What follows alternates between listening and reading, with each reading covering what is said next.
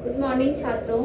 हिंदी व्याकरण की 10वीं कक्षा में आपका स्वागत है। आज का हमारा विषय है वाच्य और वाच्य परिवर्तन। इस पाठ में हम दो मुख्य बिंदुओं पर ध्यान देंगे कि वाच्य क्या है और वाच्य का परिवर्तन किस प्रकार से किया जाता है। वाच्य का अर्थ है वाणी अथवा कथन। वाणी अथवा कथन किसका? वक्ता का, बोलने वाले का, जो सामने वाले से बात करता है वक्ता, तब उसके कथन को हम दो प्रकार से बोल सकते हैं। कैसे बोल सकते हैं? एक तो कर्ता को इम्पोर्टेंस देते हुए, कर्ता को महत्व देते हुए, जैसे लड़की ने खाना खाया। अब यहाँ लड़की क्या है? कर्ता। तो इस वाक्य में खाना खाने का कार्य लड़की कर रही है, तो इसको महत्व दिया गया है कर्ता को। और दूसरे वाक्य में हमने लड़की को महत्व ना देके खाने को महत्व दिया गया है कि लड़की के द्वारा खाना खाया गया। तो वक्ता इस तरीके से दो प्रकार से अपनी बात को कह रहा है। एक वाक्य में आप देखें कि कर्ता को महत्व दिया गया है, दूसरे वाक्य में कर्ता के महत्व को निरस्त कर दिया गया है और कर्म को महत्व दिया गया है। इस तरीके से वाक्य को हम दो प्रकार से बोला गया है। जहां पर कर्ता को महत्व दिया जाए तो वह कहलाएंगे कृतवाच्य, वह वाच्य कहलाएंगे कृतवाच्य। और जहां पर कर्म या भाव को महत्व दिया जाए तो वह कहलाएंगे अकृतवाच्य। इस तरीके से वाच्य के हम भेदों को पढ़ेंगे।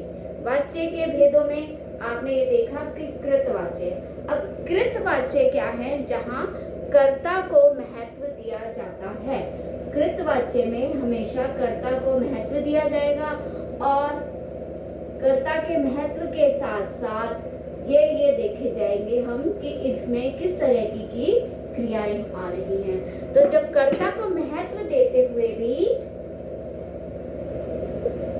कृतवाच्य में कर्ता को महत्व देते हुए भी हम ये देखते हैं कि वाच्य में कर्म है या भाव है।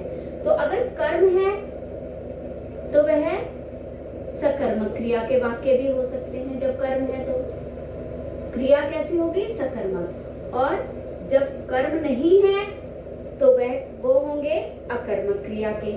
जब कर्म नहीं है तो वह होंगे अकर्मक, मतलब कर्म के रहित। तो यहाँ पर क्रिया होगी सकर्मक या अकर्मक। जब सकर्मक या अकर्मक दोनों प्रकार के वाक्य हम देखेंगे तो वह हमारे कृतवाच्य कहलाएंगे, वह हमारे कृतवाच्य कहलाएंगे। जैसे सकर्मक वाक्य है तो होगा राम खाना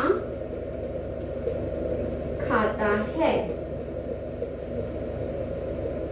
तो यहाँ पर खाना कर्म है, इसलिए ये सकर्मक वाक्य है। पर ये कौन सा वाच्य हुआ? कृतवाच्य। अब इसमें क्योंकि राम को प्रधान माना है, कर्ता को प्रधान माना है। अब यहाँ कर्ता है, जैसे चिड़िया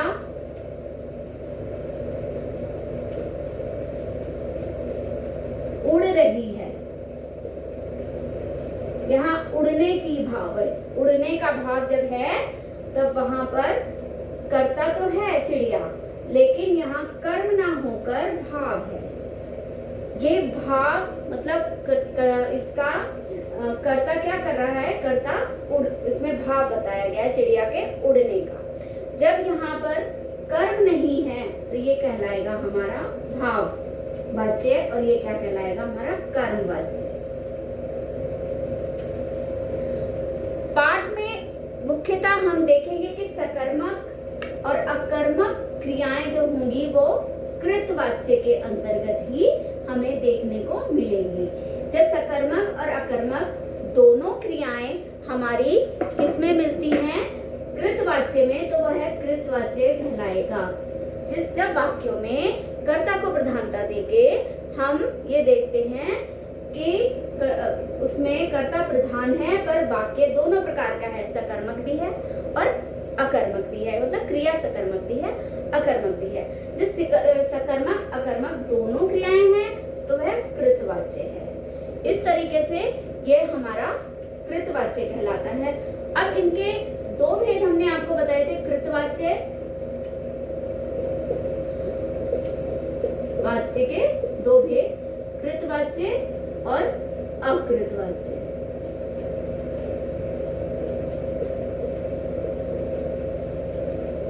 ये वाच्य के हमने दो भेद आपको बताए, लेकिन जब वाक्य को देखते हैं तो वहां भाव भी दिखाई देता है और कर्म भी दिखाई देता है। तो कृतवाच्य में हमने ये देखा कि कृतवाच्य में सकर्मक भी है, अकर्मक भी है, लेकिन अकृतवाच्य में दोनों चीजें हैं। एक वाक्य में कर्म है और एक वाक्य में कर्म नहीं है। तो अकृतवाच्य को आपकी पुस्तक के अनुसार दो भागों में बांटा गया है। एक है कर्मवाच्य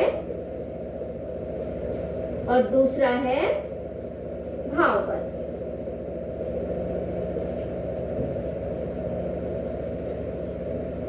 कर्मवाच्य में कर्म के अनुसार वाक्य होगा और भाववाच्य में भाव के अनुसार, मतलब जब कर्म को प्रधानता दी जाएगी, कर्म के आधार पर क्रिया बताई जाएगी तो वह कर्मवाच्य है, और जहां भाव के आधार पर क्रिया बताई जाएगी वो भाववाच्य है। इस तरीके से कर्मवाच्य कर्म प्रधान, इसके अंतर्गत सकर्मक क्रियाएं ही होंगी। जब कर्म है तो सकर्मक होगी, और जहां पर कर्म नहीं है वहां पर अकर्मक होगी। तो भाववाच्य में अकर्मक क्रियाएं ही होती हैं और कर्मवाच्य में सकर्मक क्रियाएं होती हैं, जबकि कृतवाच्य में हमारी दोनों क्रियाएं होती हैं, सकर्मक भी है और अकर्मक भी है। तो ये बात आपको ध्यान रखने योग्य है कि हमारी तीनों वाच्य जो हमने बताए हैं उनमें क्या फर्क है। कृतवाच्य दोनों क्रियाओं को लिए हुए होता है। कृतवाच्य के अंतर्गत वाक्य सकर्मक क्रिया का भी होगा, अकर्मक क्रिया का भी होगा, जबकि अकृतवाच्य में कर्मवाच्य जो होगा वो सकर्मक ही होगा और भाववाच्य जो है वो अकर्मक क्रियाओं को ही लिए हुए होगा। जैसे कर्मवाच्य है मीरा नाचती है, यहाँ पर नाचना उसके लिए कर्म हो गया, ठीक है। मीरा नाचती है ये आपका कृतवाच्य है। अब मीरा के द्वारा नाचा जाता है, तो मीरा के द्वारा नाचा जाता है। जब हमने के द्वारा को संलग्न करा है साथ में और नाचने को प्रधानता दी है तो वह कर्मवाच्य हमारा होगा। लड़की हंस रही है, तो अब यहाँ पर ये हमारा अकर्मक क्रिया का वाच्य है, वाच्य है, लेकिन अकर्मक क्रिया का है तो ये कृतवाच्य हो गया। लेकिन जब हम इसमें बताएंगे लड़की के द्वारा हंसा जाता है तो यह भाव को बता रहा है, उसके भाव को प्रकट कर रहा है, तो ये हो गया भाववाच्य, क्योंकि वह अकर्मक क्रिया का वाच्य है। तो इनको देख के आपको पता चलेगा कि सकर्मक और अकर्मक क्रियाओं का कृतवाच्य में पाया जाएगा, जबकि केवल हमारे कर्मवाच्य में सकर्मक होगा और भाववाच्य में अकर्मक होगा। भाववाच्य और क्या कहते हैं कर्मवाच्य में यही अंतर है कि कर्मवाच्य में हमारा सकर्मक क्रिया के वाक्य आएंगे, जबकि भाववाच्य में अकर्मक क्रिया के वाक्य आएंगे, और कृतवाच्य में सकर्मक अकर्मक दोनों प्रकार के वाक्य आएंगे। जैसे कुछ वाक्यों के उदाहरण से मैं यहाँ आपको बताती हूँ कि कैसे इनमें परिवर्तन और कैसे इसमें बताया जाता है कि कैसे वाक्य हैं। देखिए कृतवाच्य के कुछ उदाहरण आपको देती हूँ। कृतवाच्य में जैसे लड़की खाना खाती है, लड़की बाजार जाती है, राम पुस्तक पढ़ता है। माँ खाना बनाती है। तो ये सभी कर्म को लिए हुए हैं, लेकिन इसमें कर्ता की प्रधानता है। ये सभी कर्म प्रधान भी हैं और इनमें कर्ता की को महत्व दिया गया है। जहाँ कर्ता को महत्व दिया जाता है वह कृतवाच्य होते हैं। जब कर्ता को महत्व ना दिया जाए और भाव को या कर्म को महत्व दिया जाए तो वो कर्म प्रधान नहीं होंगे। जो कर्म प्रधान होंगे उनमें कर्मवाच्य आएगा और जिसमें भाव को प्रधानता दी जाएगी वो भाव प्रधान होगा। जैसे कुछ वाक्य ये इसमें कर्म प्रधान है, अगर हमने कर्म को प्रधानता दी है, देखिए कर्म को प्रधानता दी, जैसे लड़की से खाना खाया जाता है या लड़की से बाजार जाया जाता है या लड़की के द्वारा बजाया जाता है, तब यहाँ पर कर्ता के साथ में हम से या के द्वारा जोड़ते हैं। जब हम कर्ता के साथ में से या के द्वारा को जोड़ेंगे वाक्यों में तो वह हमारे कर्मवाच्य बन जाएंगे। जैसे लड़की से या के द्वारा। अब इसमें क्या होता है कि क्रिया की में हमारे जा जुड़ जाता है। लड़की खाना लड़की से या के द्वारा खाना खाया जाता है, तब इसमें हमारी क्रिया में भी परिवर्तन हो जाता है। इस तरीके से कृतवाच्य को हम कर्मवाच्य में परिवर्तन कर सकते हैं जब हम कर्म को प्रधानता देते हैं, और जब हम भाव को प्रधानता देंगे तब वह भाववाच्य बन जाते हैं। जैसे चिड़िया उड़ती है, यहाँ ये देखिए ये हमारा अकर्मक वाक्य है, तो ये अब चिड़िया से उड़ा जाता है।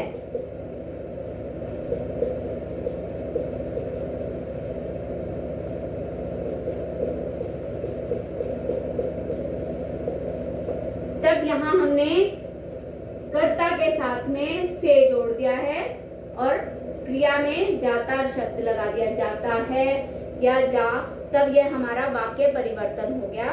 ये हमने कृतवाच्य से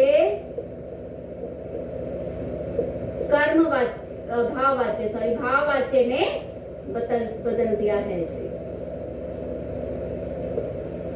तो इस प्रकार से वाच्य को हम वैसे तो दो भागों में बताया गया है, लेकिन अकृत दो तरीके के हैं, एक कर्मवाच्य और एक भाववाच्य। तो इस तरीके से मुख्यतः हम तीन ही इनके भेद मानते हैं। वाच्य को हम तीन भेद ही मानते हैं, कर्मवाच्य, कृतवाच्य और भाववाच्य। कृतवाच्य में हमारे बार मैं आपको बता रही हूँ, कृतवाच्य में अकर्मक सकर्मक क्रिया दोनों प्रकार के वाक्य हैं। सकर्मक वाक्यों में आपको कर्म प्रधान वाक्य देखने को मिलेंगे और भाववाच्य में भाव प्रधान वाक्य मिलेंगे। इस प्रकार से हमने जाना कृतवाच्य में कर्ता को प्रधानता देके दी जाती है और अकर्मक सकर्मक दोनों प्रकार की क्रियाएं वाले वाक्य इसमें होते हैं, और कर्मवाच्य में कर्म को प्रधानता दी जाती है और इसमें सकर्मक क्रिया के वाक्य होते हैं, जबकि भाववाच्य में भाव को प्रधानता देके अकर्मक क्रिया वाले वाक्यों का प्रयोग किया जाता है। इस प्रकार से ये हमने मुख्यतः अंतर को हमने यहाँ समझा है। दूसरे भाग में हम पढ़ेंगे कि कृतवाच्य से अकृतवाच्य बनाने के क्या नियम हैं, और कुछ वाक्य में आपको रूपांतरण के लिए भी समझाऊंगी कि वाच्य का परिवर्तन कैसे किया जाता है, कृतवाच्य से अकृतवाच्य कैसे बनाए जाते हैं। अकृत मतलब कर्मवाच्य और भाववाच्य। तो उसको मैं दूसरे भाग में आपको बताऊंगी।